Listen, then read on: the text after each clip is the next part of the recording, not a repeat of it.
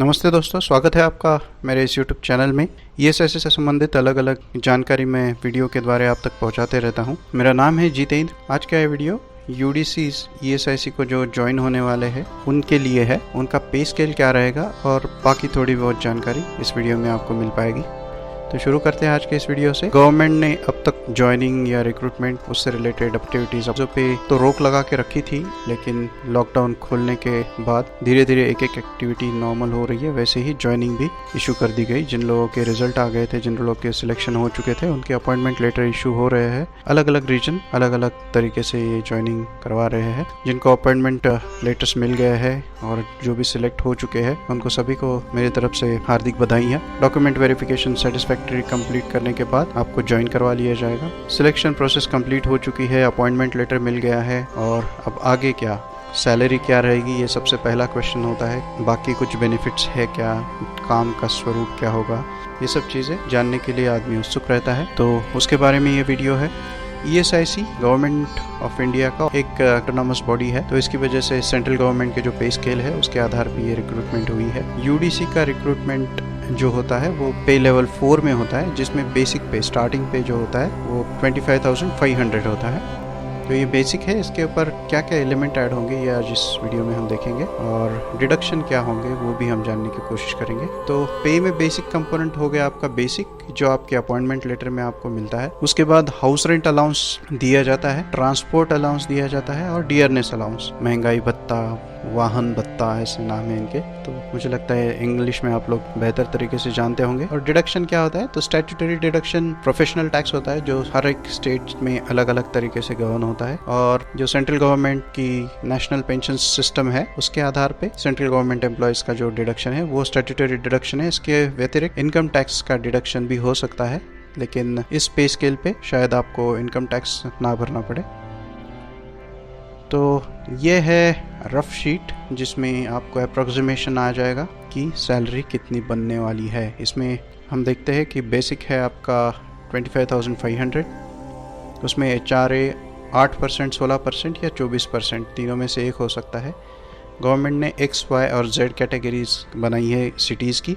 X category of cities में mainly metros और बड़ी सिटीज़ आती है। Y में कुछ सिलेक्टेड सिटीज़ है और उसके व्यतिरिक्त जितनी सिटीज़ है वो सब Z क्लास में आती है। तो X और Y क्लास सिटीज़ का नोटिफिकेशन आपको अगर गूगल भी कर लेंगे तो उस पर मिल जाएगा। उस सिटी के व्यतिरिक्त अगर आपकी कहीं पोस्टिंग हो रही है तो Z क्लास सिटी होगी। X क्लास सिटी में अगर आपका पोस्टिंग हुआ है तो वहाँ पे आपको 24% HRA मिलेगा। Y क्लास सिटी है तो 16% HRA और Z क्लास सिटी है तो 8% HRA। तो अकॉर्डिंगली 6,120, 4,080 या 2,040 रुपये आपका हाउस रेंट अलाउंस बनेगा। ट्रांसपोर्ट अलाउंस पे लेवल 4 के लिए 1,800 रुपया है।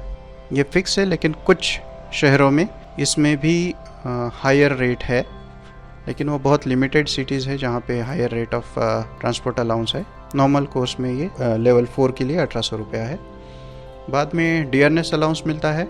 महंगाई का भत्ता, महंगाई का रेट फ़िलहाल 17% है, तो 25,500 के ऊपर 17%, 4,335 रुपीज़ महंगाई भत्ता आपके सैलरी में जुड़ जाएगा।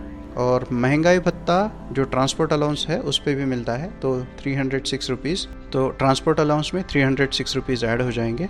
और बाद में डिडक्शन जो होगा आपके बेसिक और DA को मिला के जो अमाउंट आएगा उससे 10% NPS कट किया जाता है। तो जैसे आप देख सकते हैं कि कोई भी सिटी में आप जाइए, बेसिक और डियरनेस अलाउंस में कोई चेंजेस नहीं है, तो इसकी वजह से सभी के सैलरी से 2,984 रुपीज़ NPS के लिए कट हो जाएंगे। उसके बावजूद प्रोफेशनल टैक्स अलग अलग स्टेट्स में अलग अलग है, तो उस हिसाब से प्रोफेशनल टैक्स कट होगा। मोस्टली ये 200 रुपये पर मंथ के हिसाब से कट होगा, लेकिन यहाँ पे नहीं दिखाया गया है। तो उसके बाद आपकी सैलरी जो बनेगी, Z क्लास सिटी जो होगी उनमें 30,995, Y क्लास सिटी अगर होगी तो 33,037 और X क्लास सिटी यानी कोई मेट्रो वगैरह है तो वहाँ पे 35,077 रुपीज़ आपकी सैलरी बनेगी आफ्टर डिडक्शन ऑफ NPS। तो आपको अगर ग्रॉस निकालनी है तो NPS का जो डिडक्शन है वो ऐड कर लीजिए, उतनी सैलरी बन जाती है। तो सैलरी के अलावा बाकी जो नॉर्मल चीज़ें आपको जाननी चाहिए वो है कि कैजुअल लीव आपको मिलेगी, 8 दिनों की पूरे साल में, बाद में 15 दिन अर्नड लीव 6 महीने के लिए, तो पूरे साल में 30 अर्नड लीव आपके अकाउंट में जमा होती है। हर 6 महीने के लिए 10 हाफ पेड लीव मिलती है। ESIC में 5 डेज वीक है। सिर्फ अगर हॉस्पिटल में आपका पोस्टिंग होता है ESIC के, तो वहाँ पे वीकली शेड्यूल थोड़ा अलग होता है। वहाँ पे जनरली 6 डेज वीक है और सैटरडे हाफ डे होता है। लेकिन अगर ESIC के regional office, sub regional office, branch office कहीं पे भी आप जाओगे तो it is 5 days week. Office time हर रीजन में अलग अलग है। 15-20 मिनट का आगे पीछे शफलिंग आपको देखने को मिल सकता है और ये कंसर्न रीजनल डायरेक्टर डिसाइड करते हैं कि ऑफिस टाइम क्या होगा, लेकिन जनरली 9:30 से 6 तक का ऑफिस टाइम होता है। UDC पर्टिकुलरली जो वर्क है ये बहुत वेरी करता है। आप ब्रांच ऑफिस में है तो आपके पास बहुत अलग काम होगा, आप सब रीजनल ऑफिस में हैं तो अलग काम होगा, रीजनल ऑफिस में है तो अलग काम होगा। सब रीजनल या रीजनल ऑफिस में भी अलग अलग ब्रांचेस होती है जहाँ पे आपको अलग अलग काम अलॉट किया जा सकता है। उसके बारे में ESIC की वेबसाइट पे आप ढूंढ सकते हैं। उसकी लिंक मैंने यहाँ पे दी हुई है। आप वीडियो के डिस्क्रिप्शन में भी ये लिंक डायरेक्टली देख पाओगे। वहाँ पे अगर वीडियो के डिस्क्रिप्शन पे क्लिक करोगे तो वहाँ से डायरेक्टली आपको वो देखने को मिल सकता है। तो ये थी ब्रॉडर इन्फॉर्मेशन आपकी सैलरी और आपके वर्क प्रोफाइल के बारे में।